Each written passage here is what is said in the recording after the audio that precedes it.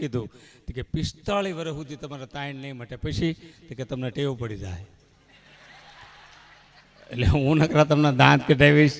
આ આપણો ગૌરવવંતો વિસ્તાર ઠેઠ ભાવનગર દેવાડે શરૂ કરીને બુધેલ, તણસાન, રાજપરાન બધા ગામ અને આ ઠેઠ અલંગ, આ મણાર, આ અમારા બાપુજી વર્ષો પહેલાં આવી ગયા. સૂરમાં હાટે મોજડી ગાઈ ગયા. આ કીધું હરિભાઈને ખબર છે માણિયા બેઠા છે. હા, એટલે આ વર્ષો પહેલાં આવી ગયા. પણ હું જે બોલું ને દાંત કાઢીને તમારે એને ડિલીટ કરી નાખવાનું. યાદ હું રાખવાનું છે, સાહિત્ય, સત્સંગ, ભજન એ જીવનમાં ઉતારવાનું છે. ને અત્યારે તો મંદી બહુ હાલે છે. કેવી મંદી હાલે છે પોપટભાઈ. સુરત હું ગયો તો મારી ગાડીનો ગાભો કોક સોરી ગયો. તે પછી મેં મનોમન વિચાર કર્યો કે લોકોની મનોવૃત્તિ આવી છે કે આર્થિક કટોકટી છે કે લોકોના જીવ આવાય છે. પછી મેં નક્કી કર્યું કે જેનો હશે લઈ ગયો છે. હવે આ સમજણો તાળીઓ પાડશું. પણ આપણી વચ્ચે એવા ગૌરવવંતા મહેમાનો પધાર્યા છે એની યાદી કરું કે આપણું સમગ્ર આ પરગણાનું પટેલ સમાજનું ગૌરવ એવા રમેશભાઈ મેંદબરા, ખોલધામ કાગવડના ટ્રસ્ટી છે અને મારા પરમ મિત્ર છે. અને ગૌરવવંતું આપણું શિક્ષણ સરદાર પટેલ એજ્યુકેશન ટ્રસ્ટના પ્રમુખ ભાવનગર અને વિધવા સહાય આવી અનેક પ્રવૃત્તિઓ સાથે અને એવા અમારા પરમ મિત્ર રમેશભાઈ મહેન્દ્રભાઈને જોરદાર તાળીથી વધાવી લ્યો. કારણ કે હું અત્યારે જેટલું પોપટલાલ પેમેન્ટ લઉં છું ને એટલું પેમેન્ટ તો મને 20 વર્ષ પહેલાં રમેશભાઈ આપતા. હું એને પૂછતો ભૂલ નથી થતી કે નાના છોકરા એટલે મને ખબર ન કે એટલા બધા મારા પૈસા હોય. પણ એ વખતે રમેશભાઈને જોરદાર તાળીથી વધાવી. ભાઈ લલ્લુભાઈ બાથાણી સુરતથી પધારેલ છે. બાથાણી પર તેમનો આભાર માને છે. બાપભાઈ બાથાણી માજી કોર્પોરેટર સુરત, એમનો પણ આ પરિવાર આભાર માને છે જોરદાર તાળીથી. અમારે ઘણા મિત્રો બધા બેઠા છે. એમાંય ખાસ કરીને ભાઈ પ્રવીણભાઈ અને અમારે પોપટભાઈ, એ અમને અહીં પોપટભાઈ મને બહુ આગ્રહ કર્યો. મહિના પહેલાં ફોન કર્યો. મને કે સુખદુભાઈ પરિવારનો પ્રોગ્રામ છે, તમે શું લેશો? આ વિસ્તારમાં મારા પ્રોગ્રામ હોય એટલે મારો ઉતારવાની હોટલે જ હોય. એમાં લેવાનું થોડું કાંઈ હોય તો કે ના ક્યાંક નામ પાડો કે. તમે ભાઈ નો નામ પાડવાનું હોય તો કે ના ક્યાંક નામ પાડો કે. તે મેં કીધું તમે કંઈક નક્કી કર્યું હોય તો 1000 રૂપિયા ઓછા આપજો. તો કે વૈયા જ આવો. મેં 1000 જ નક્કી કર્યા. ના, એ તો આપવાના છે પૂરેપૂરા, એવું નથી. પણ 25 વર્ષથી હું આ ક્ષેત્રમાં છું. 80 વર્ષ મારા બાપુજી ઉજાગરા કર્યા. 25 વર્ષથી હું મથું છું. સ્ટેજની દુનિયામાં 105 વર્ષ કોઈ પૂરા કર્યા ને બાપ દીકરાએ તો મેં મારા બાપાએ કર્યા હતા. નકર આ આપણું ક્ષેત્ર નથી. આ મુંબઈ એક ભાઈ મને મળ્યા. મને કે તમે સુખાભાઈના દીકરા? પેલા મને કેવો માણસો, હું સુખાભાઈ છું. મને કહે છે યાદ કરો છો? મને કે તમારું નામ સુખદેવ, તમારી અટક ધામિલ્યા, તમારી જાતિ કઈ? મેં નર જાતિ. મને કે ધામિલ્યા શેમાં આવે? મેં તમે પૈસા આપો મોટરમાં આવે, ગાલી નહીં આવે. આ અમારો ધામિલ્યા પરિવાર બેઠો છો. એકવાર જોરદાર તાળીથી વધાવી લો બધાને. હા, એટલે મેં કીધું ને મજા છે. ઇમ્પોર્ટેડ યુગ આવી ગયો છો. આ દુનિયામાં 2 જણા સુખી છે, પવણેલી બાયું અને કુંવારા ભાઈ. પાછા વાંઢા તાણ કરે ઘરે આવી ગયો ને વધારે કરીને હું ગળા ફાંકાવા. અને બેનો જો ફરિયાદ કરતા કે લગ્ન પછી મેં દુઃખી છી, એ વાત હાવ ખોટી. લગ્ન પહેલાંના ફોટા જોજો અને પછીના જોજો કોણ જામી ગયું છે. ભાઈ થઈ ગયો છે હું કે ગયેલ કાંક્ષી જેવો. કારણ કે મોટર આપતા પૂરા થાય કે ફ્રીજના આપતા કે ટીવીના બધા આપતા પૂરા થાય કે ભાઈ ખૂણામાં પૂરો થઈ ગયો. હા, અમારે ભાઈ અશોક ને, હા વિક્રમનું નામ ભૂલી ગયું. વિક્રમ બારૈયા આપણું ગામનું જ ગૌરવ છે. એકવાર જોરદાર તાળીઓ છે એમને. કારણ કે ખૂબ સરસ. મને પણ એના જોક્સ ગમ્યા. કારણ કે આમાં કંઈક તમે નવું લાવો ને તો જ લોકો સ્વીકારે. કારણ કે અત્યારે તો શું છે કે મૂળ જોક્સ આખા ગુજરાતમાં 500 જ છે ને અમે કલાકાર 1000 છે. પણ ઘણું નવું સંશોધન ભાઈ વિક્રમભાઈ કર્યું છે. એકવાર જોરદાર તાળીઓ છે એમને વધાવી લ્યો. હા, નકર એક ગામમાં મારો પ્રોગ્રામ હતો તો એક ભાઈ કે સુખદેવભાઈ ધામેલનું સ્વાગત આપણા ગામના સરપંચ સાયલ ઉઠાડીને કરશે. સરપંચ સાયલ લઈને ઉભા રહે પણ ઉઠાડે જ નહીં. અડધી કલાક તમે ઉઠાડજો નથી કે હુઈ જાવ પછી ઉઠાડું ને. ત્યાં હું લાંબા ડીલ કરવા અને હું તમને દાંત કટાવીશ પછી દાંત કાઢીને ડિલીટ કરી નાખજો. હું બોલું છું અને આમાં 3 જણના દાંત નહીં આવતા, એમાં મારો વાંક નથી. એનો પછી સર્કિટ જ ન ફિટ થઈ હોય તો આમ બેઠા રહે. હું આ લોસો છે આ ઈ હાટું આવ્યા છે. અને અમુક એક દાંત કાઢશે સોડા ફૂટી ભેક કરીને પૂરો આગળ વધશે જ નહીં.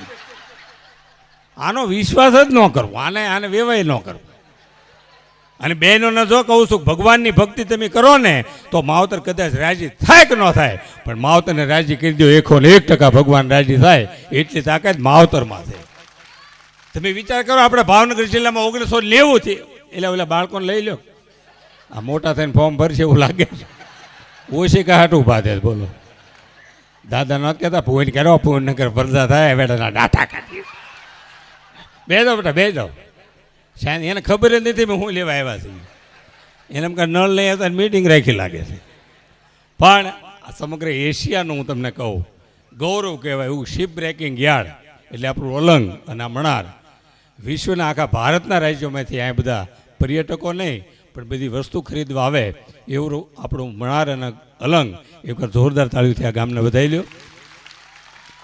અને અલંગની વસ્તુ બહુ હારી આવે. હા, પોપટલાલભાઈ મેં કીધું અલંગનું બાવણું લેવું, પણ બાવણા બહુ અઘરા. વ્હાઇટ કલરના બાણ પર લોક બહુ અઘરા. 3 દિવસ સુધી વેવાય બહાર જ નીકળે નહીં બાથરૂમ કે ગયા કે પણ લોક ખુલવો જોઈએ ને, લોક બહુ અઘરા. હમણાં રમીશભાઈ હું અલંગનું એસી લાવ્યો, 2 એકર જાળજ્યું હરીકી એમ ઘરે ફિટ કર્યું. હવે ખબર નહીં કયો ભાગ આ બાજુ રખાય, કયો ઓઇલ 2 એકર મોઢું હરખું એમ એસી શરૂ કર્યું. ઘરમાં બધા પરસેલો છો મીડિયા, કંપની ફેરશે, સર્વિસ માગે 12 ડોલા ખાટલા લઈ લેવા મીડિયા, આ ટાઢું રહે થાય. મેં આનું મોઢું ફેરવો, ઓલાને વાહ ટાઢા થાય. આમ બધું કમ્પ્લેટ, બધું વજન ઉપર આવે ને. અને આપણામાં તો એક મર્યાદા છે. બહેનો તો બધા આ બાજુ બેઠા, ભાઈઓ આ બાજુ બેઠા. મર્યાદા માત્ર ગુજરાતમાં અને આપણા ભારતમાં જ છે. બાકી અમેરિકામાં વિદેશમાં અમારા પ્રોગ્રામ હોય ને મુંબઈમાં તો ધીસ ઇઝ કપલ, પતિ પત્ની બે બાજુ બેઠા હોય.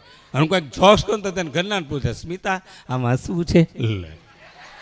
થાય હું હાંઠ્યું કહેવા આવ્યા છે તારી સાઈડની સ્મિતુડી.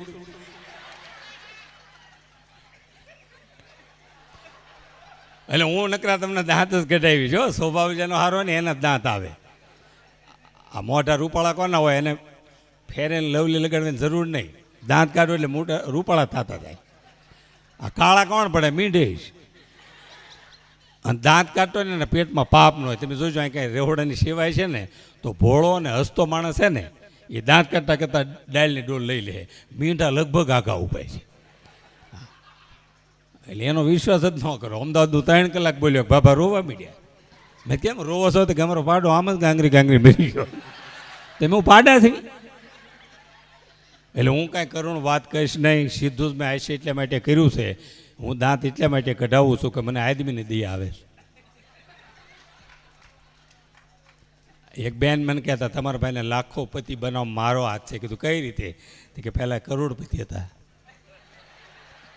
અરે રે સમજાય ભાઈ. વિડીયોવાળા ફોટો પાડી લો વચ્ચે પછી ન બહુ ડિસ્ટર્બ કરતા એટલે મારો ધ્યાન ન. એકવાર આ લાઈવ પ્રસારણ વિશ્વના દેશોમાં આ પ્રસારણ થઈ રહ્યું છે. આપણું સ્ટુડિયો પૃથ્વી ને શું નામ? આ પૃથ્વી સ્ટુડિયોવાળાના ભાઈઓને જોરદાર તાળીઓથી વધાવી લો. આઠ અમેરિકા મારી ઉપર ફોન આવ્યો મને કે સુખદુભાઈ ક્યાં લાઈવ પ્રોગ્રામ છે કે હા એટલે વિદેશ સુધી જોઈ શકે છે. એટલે મેં કીધું ને ઇમ્પોર્ટેડ યુગ આવી ગયો. જીવન ખરેખર મજા છે. હા એ નરેન્દ્રભાઈ મોદી આમના 20-25 વર્ષ વડાપ્રધાન રહે ને તો વિદેશના ભૂરિયા અહીં ભાવનગરમાં હીરા ગણવા આવે છે. કોને ત્યાં 2 મક્કન કાંજીના તલિયામાં ન મથાલા ન ઉપા. અને હજી 20-25 વર્ષ મોદી સાહેબ વડાપ્રધાન તો વિદેશના ભૂરિયા અહીં સકડા આંકતા છે. હલો આલાન આલાન આલાન મણાર મણાર મણાર કરશે. નો વાડે કોઈ ન બેઠા.